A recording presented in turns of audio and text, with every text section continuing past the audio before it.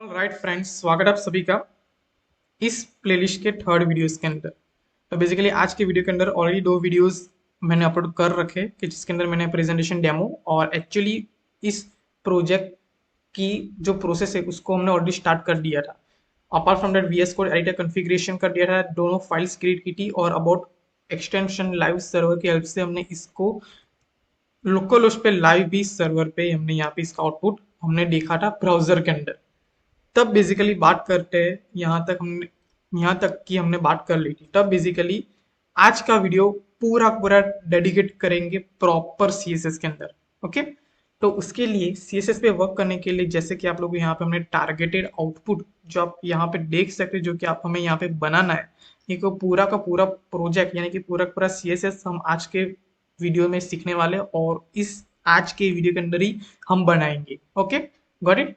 तो इसके लिए जैसे कि आप लोग यहाँ पे देख सकते हैं कि यहाँ पे बेसिकली टॉप लेफ्ट कॉर्नर पे एक टीम स्क्वायर्स है, तो उसको जनरेट करने के लिए मुझे यहाँ पे 3 div टैग लेने की जरूरत पड़ेगी। तो सबसे पहले मैं div टैग लिख देता हूँ और कंट्रोल डी से मैं रेप्लिकेट कर दूंगा और वो मेरा लाइन कॉपी हो जाएगा जो कि ऊपर लिखा हुआ है। बाय द वे आपको पता नहीं है कि ये कीवर्ड शॉर्टकट्स है और यहाँ पे कॉपी लाइन डाउन ये यहाँ पे आ गया। कंट्रोल डी मैंने यहाँ पे ये मेरा मैंने यहाँ पे कॉन्फ़िगर किया हुआ है। आपके वीएस कोड में कोई और शॉर्टकट की होगी तो आप इसको भी रख सकते हो या फिर इसको चेंज भी कर सकते हो as per base demands on your choice. ठीक है, तो मैंने यहाँ पे कंट्रोल डी रखा है और कंट्रोल डी की हेल्प से मैं इस लाइन को रेप्लिकेट करके नीचे पेस्ट कर सकता हूँ या फिर कीबोर्ड शॉर्टकट की हेल्प से ड्यू मल्टीप्लाई बाय 3 लिख के एंटर प्रेस करूंगा तब भी सेम ही आउटपुट आएगा। ओके, ये और अब मैं क्या करूंगा, हर एक ड्यू के अंदर मैं यहाँ पे लूंगा ID is equal to one box one and same wise version नीचे के अंदर box two and third div tag के अंदर बॉक्स थ्री। अब ये चीज करने के लिए मैं यहाँ पे एक शॉर्टकट ट्रिक्स का यूज करूंगा। मैं यहाँ पे डायनेमिक लिखूंगा। मान लीजिए अभी तो के लिए 3 div टैग, इसलिए मैं यहाँ पे लिख सकता हूँ ID is equal to box two, ID is equal to box three, as simple as that. लेकिन कल उठकर अगर मुझे यहाँ पे 100 ड्यू बनाने, 100 ड्यूज बनाने पड़े कि जिसके अंदर मैंने आईडी बॉक्स वन से लेके बॉक्स 100 तक लिखना है, तो क्या मैं मैन्युअली वर्क करूंगा? नो, फिजिबल है ही नहीं।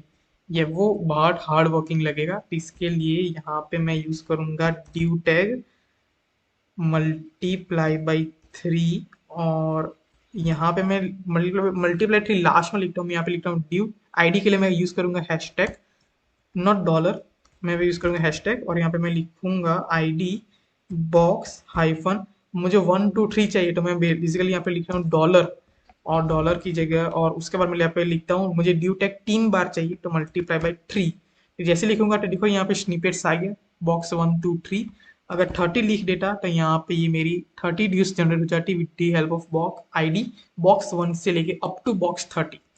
मुझे ट्री चाहिए, एंटर प्रेस किया और यहाँ पे मेरे 3 ड्यू टैक्स जनरेट हो गए। Got it. आई नो ये टॉपिक थोड़ा आउट ऑफ दिस प्लेलिस्ट चला गया था, लेकिन एज अवर सिंपल नॉलेज हमारे पास ये मालूम होना चाहिए कि यस ये भी एक ट्रिक्स एग्जिस्ट करती है। ओके, अब बात करते हैं सीएसएस की। राइट क्लिक करके फॉर्मेट डॉक्यूमेंट कर देता हूँ और अब इंडेक्स और सीएसएस के अंदर आता हूँ और यहाँ पे मैं अपना आउटपुट को अगर मैं देख लूँ तो यहाँ पे मेरा आउटपुट चला गया होगा। और यहाँ पे मैं क्या करूँगा, सबसे पहले मैं यहाँ पे लिखूंगा ड्यू टैग की सीएसएस और मैं यहाँ पे लिखता हूँ। ओके, मैं यहाँ पे इसको थोड़ा सा फॉन्ट साइज इंक्रीज कर देता हूँ। तो मैं यहाँ पे लिखूंगा ड्यू टैग।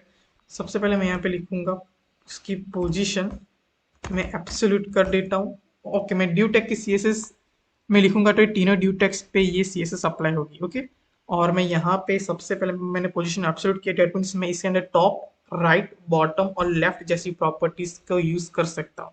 और मैं यहाँ पे लिखूंगा टॉप से 50 पिक्सल और लेफ्ट से मैं देता हूँ 50 पिक्सल और यहाँ पे मैं बॉर्डर भी इसको दे देता हूँ 2 पिक्सल सॉलिड और बाय डिफॉल्ट ब्लैक रहता ही है। लेकिन यहाँ पे कुछ आया नहीं, क्यों? क्योंकि हमने ऑब्वियसली विथ और हाइट तो दी नहीं। तो मैं यहाँ पे विथ देता हूँ 200 पिक्सल, यस, और हाइट में देता हूँ 200 पिक्सल। परफेक्ट, यहाँ पे आ गया। और अगर मैं यहाँ पे ब्लैक लिखूँ बॉर्डर तो यहाँ पे ब्लैक आ जाएगा। और ओके, ये चीज तो क्लियर हो गई। अब मैं यहाँ पे क्या करूंगा, टॉप मैं यहाँ पे टॉप एंड लेफ्ट, अब मैं यहाँ पे जो आईडी फर्स्ट ड्यू टैग है कि जिसकी आईडी हैशटैग box1 है, box1 उसके अंदर मैं लिखूंगा टॉप से। ओके, मैं यही यहाँ से कॉपी कर देता हूँ और यहाँ मैं कट करता हूँ और यहाँ पे पेस्ट कर देता हूँ। परफेक्ट। राइट क्लिक से फॉर्मेट डॉक्यूमेंट करता हूँ ताकि मेरा कोड ऑर्गेनाइज रहे। और यहाँ पे मैं ने टॉप और लेफ्ट 50 पिक्सल box1 पे लिया।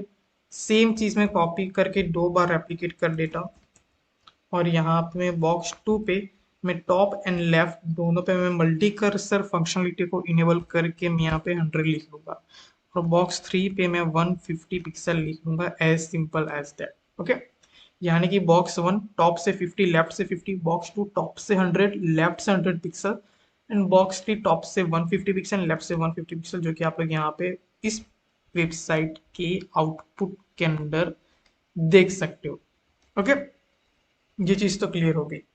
अब बात करते हैं, मान लीजिए मैं यहाँ पे बैकग्राउंड भी ले ही देता हूँ, बैकग्राउंड रेड box1 के अंदर। अब ये यहाँ पे रेड क्यों आया?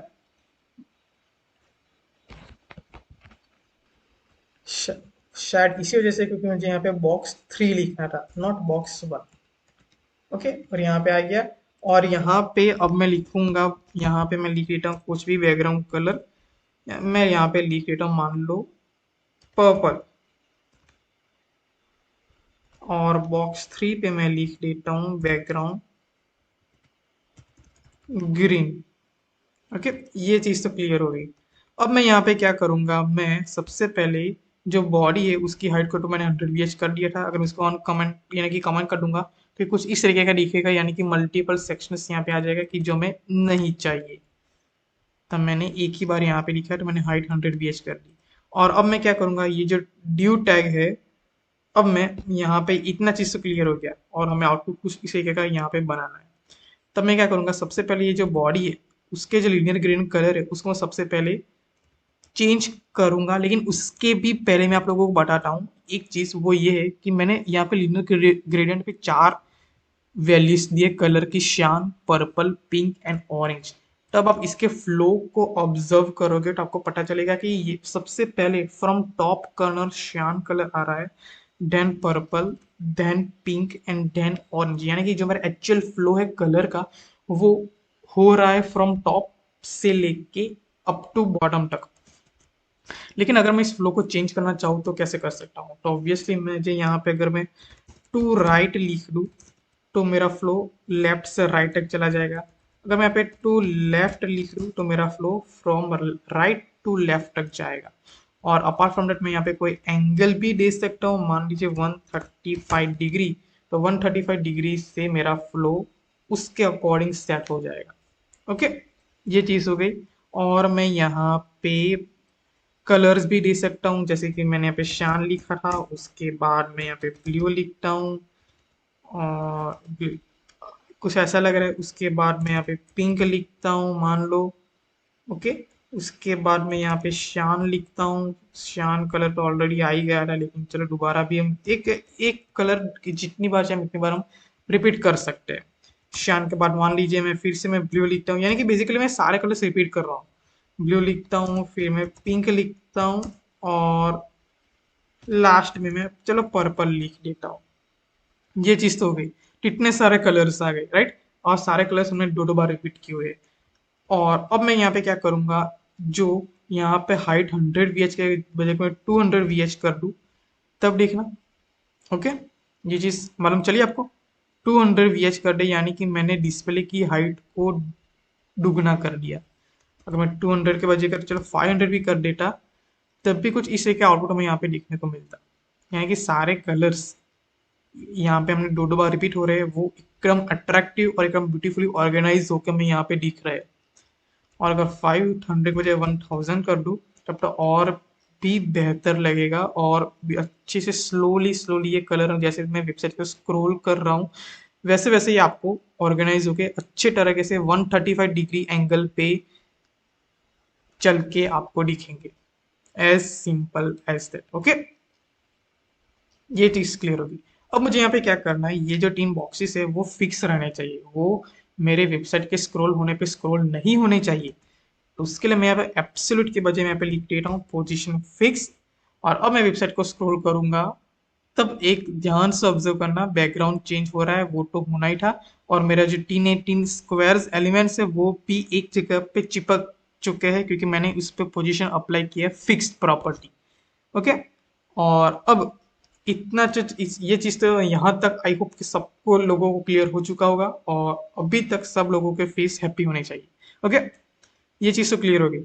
और अब मैं यहाँ पे क्या करूंगा, मैं यहाँ पे लिखूंगा ये जो बॉडी टैग है, बॉडी टैग यहाँ पे मैं लिखूंगा एक प्रॉपर्टी जिसका नाम है मिक्स ब्लेंड मोड। और इसके अंदर मैं लिख देता हूँ डिफरेंस। जैसे ही मैंने डिफरेंस लिखा, तब ऑब्जर्व करना इस स्क्वायर एलिमेंट्स के बैकग्राउंड को किस तरह से चेंज होते हैं, और कैसे कैसे मैं वेबसाइट्स को स्क्रॉल करता हूँ, और वो स्क्वायर्स के बैकग्राउंड कलर्स किस तरह बैकग्राउंड के कलर्स के साथ मैच होके एक न्यू कलर्स जनरेट करते हैं। देखना, ध्यान से ऑब्जर्व करना, और वो अच्छा भी लग रहा है, और एक ब्यूटीफाई ऑर्गेनाइज होके भी हमें यहाँ पे प्रॉपर दिख रहा है। देख रहे हो? तो basically mix blend mood property कहती क्या है वो मैं आप लोगों को बताता हूँ। मिक्स ब्लेंड मूड, अगर मैं यहाँ पे गूगल में सर्च करूँ मिक्स ब्लेंड मूड इन CSS, तो आप लोगों को यहाँ पे देखने को मिलेगा कि mix blend mood property basically set how an elements content should blend with the content of elements parent and elements background. यानी कि अगर मैं यहाँ पे ये ब्लू वाले स्क्वायर की बात करूँ, तो उसका बैकग्राउंड कलर और बॉडी का बैकग्राउंड कलर एक दोनों के साथ मैच होकर किस तरीके से एक न्यू कलर जनरेट करते हैं, बेसिकली एक दूसरे के साथ किस तरीके से वो मैच होते हैं, वो चीज, वो प्रॉपर्टीज हमारे इस स्क्वायर एलिमेंट पे अप्लाई करने के लिए मिक्स ब्लेंड मोड प्रॉपर्टी का यूज किया जाता है। ऐसा नहीं है कि मैं इसमें डिफरेंस ही लिख सकता हूँ। अगर मैं यहाँ पे लिखूँ तो आपको बहुत सारे प्रॉपर्टी के वैल्यू के सजेशंस दिख जाएंगे। अगर मैं यहाँ पे डार्कन लिखता हूँ तो आप लोगों को कुछ इस तरीके का यहाँ पे देखने को मिलेगा। बेसिकली सारे कलर्स डार्क के अकॉर्डिंग आप लोगों को ब्लेंड होते हुए देखने को मिलेंगे। अगर मैं यहाँ पे कोई और कलर वैल्यूज लिखता हूँ जैसे कलर, तो उस तरीके से आपको ये उसका कलर देखने को, देखो कितना लाइट हो गया और यहाँ पे कितना डार्क हो गया। तो बेसिकली हर एक वैल्यूज के उसके खुद के मीनिंग होते हैं कि जिसका अकॉर्डिंग वो वर्क करते हैं किसी भी ब्राउजर के अंदर आउटपुट में। ओके, मैंने कलर दिया, उस स्क्रीन दिया, उसके बाद एक और भी प्रॉपर्टी है कलर बन, तो वो, हाँ वो चीज देखना। देख रहे हो कितना कैसा यहाँ पे हुआ, वाओ कितना मिरेकल हुआ, देख रहे हो? यस, देखना, परफेक्ट। ये आउटपुट भी हमें यहाँ पे देखने को मिलता है with the help of colour. देख रहे हो, देखो सी, देख रहे हो? ये चीज भी हम लोग कर सकते हैं, परफेक्ट। और यहाँ पे कलर बर्न की जगह में कलर डोज प्रॉपर्टी ये वैल्यू दूं, तब तो यहाँ पे 21 स्क्वायर आ रहा है, बाकी के 2 स्क्वायर पीछे से आ रहा है, just like a miracle. Wow, गायब हो रहे स्क्वायर, आ रहे गायब हो रहे, आ रहा है with new CSS background colour property के साथ। नाइस।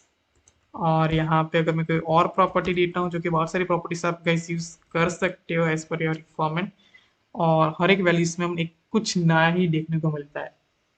Nice, super. ओके, सो या अब तक आप लोगों को, आई होप कि आप लोग अब तक सब कुछ समझ में आएगा और बहुत सारी नई नई चीज आपको सीखने को मिलेगी। बाय द वे, अगर मैं आप लोगों को इस वीडियो में जो हमने प्रोजेक्ट बनाया है इसके आउटपुट को और जो टारगेटेड आउटपुट है उसके साथ कंपेयर करूँ, तो यहाँ पे मैंने यहाँ पे वैल्यू लिखी डिफरेंस, तो देखना सेम ही आउटपुट आएगा। देखना, अगर मैं इसको यहाँ से नीचे की तरफ ले जाऊँ, परफेक्ट, सेम ही आउट यहाँ पे आ रहा। अब ये कलर चेंज क्यों हो रहा है, क्योंकि मैंने यहाँ पे जो दिया था 2 पिक्सल सॉलिड, और यहाँ पे मैंने ब्लैक में यहाँ से हटा दूंगा। और जो बैकग्राउंड है यहाँ पे मैंने यहाँ पे लिया हुआ था बैकग्राउंड पे RE, ये वैल्यूज मैंने यहाँ पे दी हुई थी। तो अब देखना, ओके, और मैं पे कलर वाइट को भी हटा देता हूँ। तब परफेक्टली वर्क करेगा। Okay, so I hope guys कि आप लोगों को ये वीडियो अच्छा लगा होगा, और जिस तरीके से हमने इस स्क्वायर्स को एक दूसरे के साथ मैचअप किया विद बॉडीज बैकग्राउंड कलर, वो एक बहुत ही मेरे खुद के लिए भी एक मेरिकल था कि अच्छा इस CSS के हेल्प से हम ये चीज़ भी क्रिएट कर सकते हैं, कि जो एक बहुत ही न्यू टॉपिक है। और obviously mix blend mode property element के बैकग्राउंड कलर और बॉडी के बैकग्राउंड कलर या फिर बॉडी के ग्रेडियंट कलर पे ही इफेक्ट उसका दिखता है। तो यहाँ पे ये चीज़ ज़रूरी है कि बॉडी को वेबसाइट को स्क्रॉल करने के साथ साथ बॉडी का बैकग्राउंड कलर भी चेंज होना चाहिए, कि जिससे ये हमारे टीम स्क्वायर से उसके भी बैकग्राउंड कलर पे हमें मिरेकल देखने को मिले, यानी कि उसके बैकग्राउंड कलर के साथ बॉडी का बैकग्राउंड कलर भी ब्लेंड होता हुआ हमें देखने को मिले। और उसके लिए मैंने यहाँ पे बॉडी के लीनियर ग्रेडियंट प्रॉपर्टी को 135 डिग्री एंगल पे सेट किया हुआ था। अगर मैं इसको अगर मैं हटा दूं तो आप लोगों को कुछ इस तरीके का मिरेकल देखने को मिलेगा, जो कि इफेक्ट फ्रॉम टॉप से बॉटम तक रहेगा। लेकिन अगर आप मैन्युअली कुछ इस तरीके से करेंगे तो आई थिंक ये मेरा सजेशन है कि वो इससे ये चीज़ ज़्यादा अच्छी लगती है compare to this from top to bottom वाले टॉपिक से। आई होप कि आपको वीडियो अच्छा लगा होगा, और आज के वीडियो के अंदर इतना ही। आने वाली वीडियोस में अब हम सीखेंगे डायरेक्टली होस्टिंग पे जंप करेंगे, फ्रॉम लाइक टेम्पररी होस्टिंग किस तरीके से हम कर सकते हैं।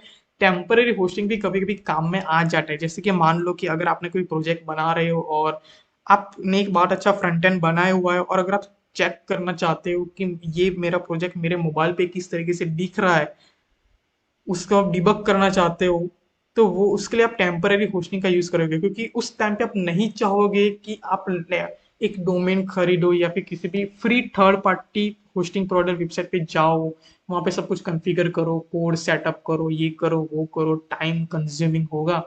उससे बेटर है कि एक टेम्पररी होस्टिंग का यूज करके 2 मिनट्स में आप अपने प्रोजेक्ट आउटपुट मोबाइल्स में देख सकते हो। तो वो चीज़ किस तरह से इंप्लीमेंट करेंगे वो आने वाले वीडियोस में देखेंगे।